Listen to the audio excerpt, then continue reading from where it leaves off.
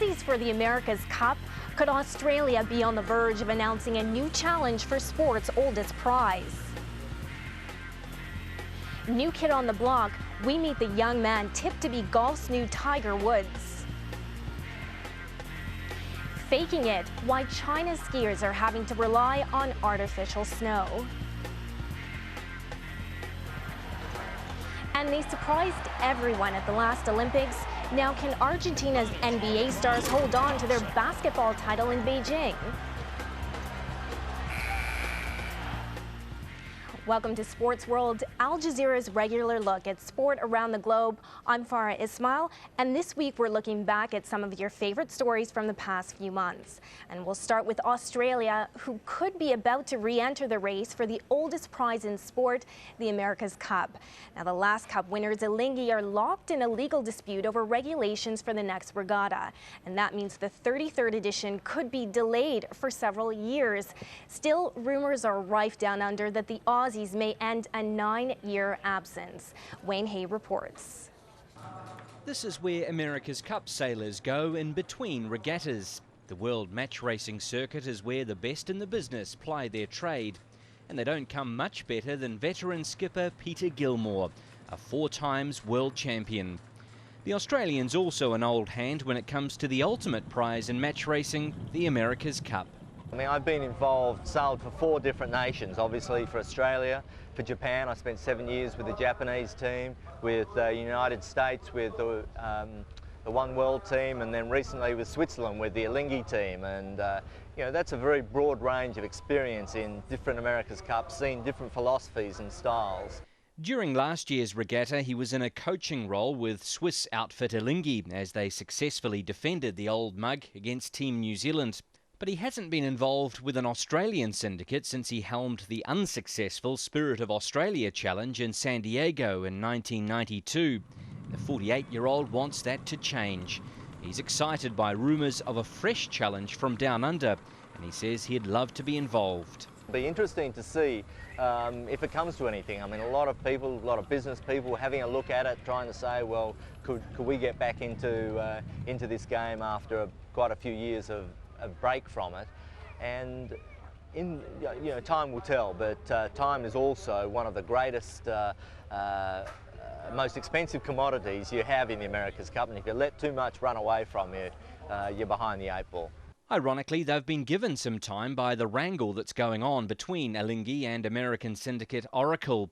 The Americans have taken the Swiss to court, accusing them of changing the rules to suit themselves. What it means is that the next regatta, scheduled for next year, is likely to be delayed until 2011. That gives any new teams like Australia a bit of breathing space to come up with the millions of dollars required to launch a campaign. It also gives them more time to find and sign up sailing talent. To win the America's Cup, you need to know every single trick in the book. The problem with the Aussies at the moment is a lack of experience. They certainly have the talent coming through the ranks, but they need a few more years travelling the circuit doing tough match racing like this.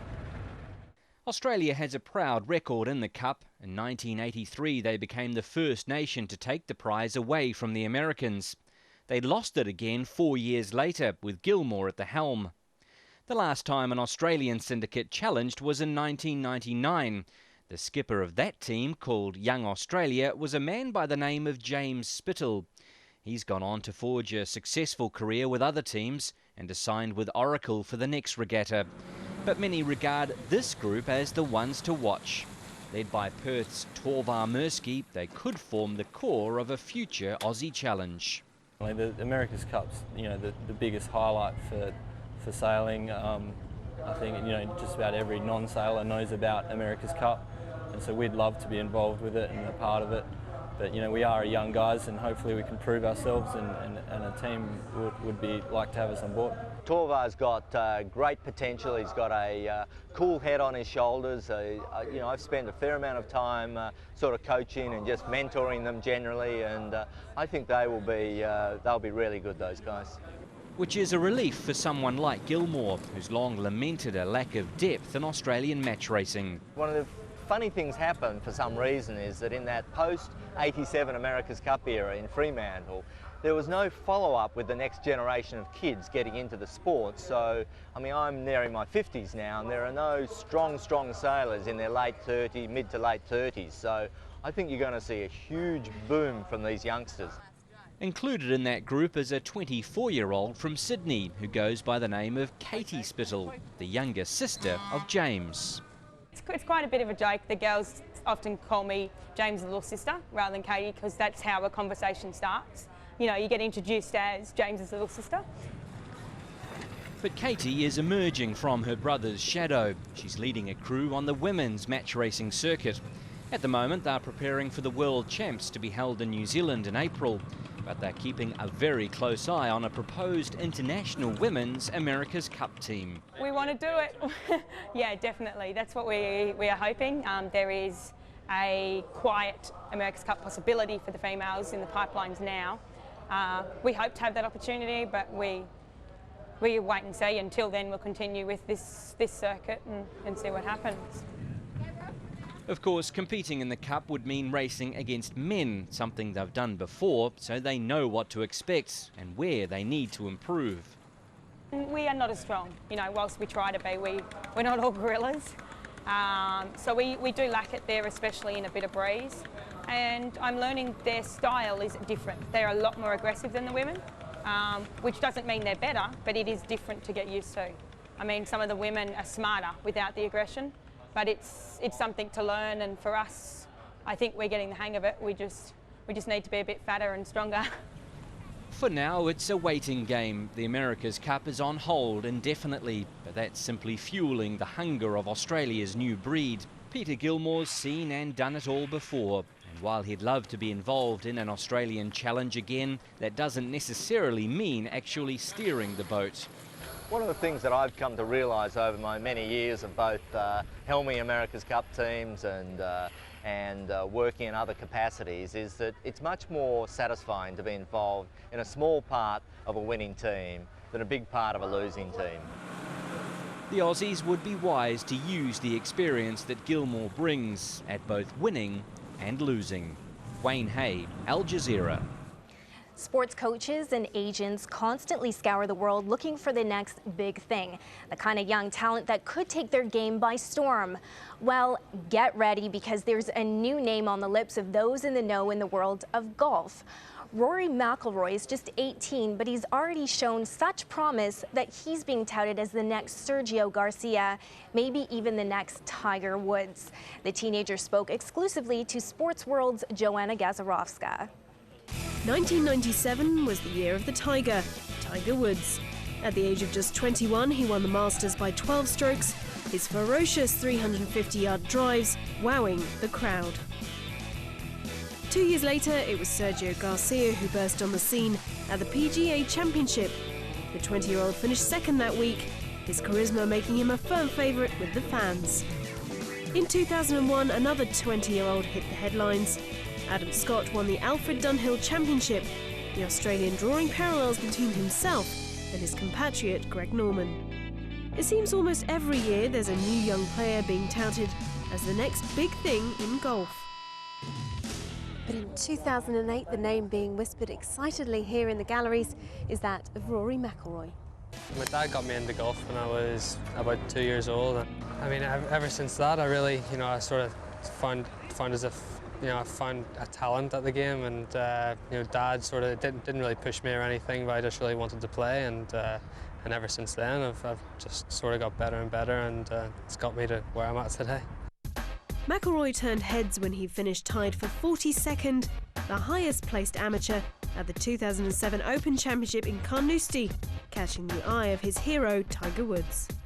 Yeah, well, I mean, when I was really starting to play quite a lot, Tiger Woods would just sort of came on the scene and won the Masters and stuff when I was 7 or 8 years old. So Tiger was he was a big hero, and he still is. He's my idol, I suppose, in a way. He's the one that really inspired me to become a professional golfer.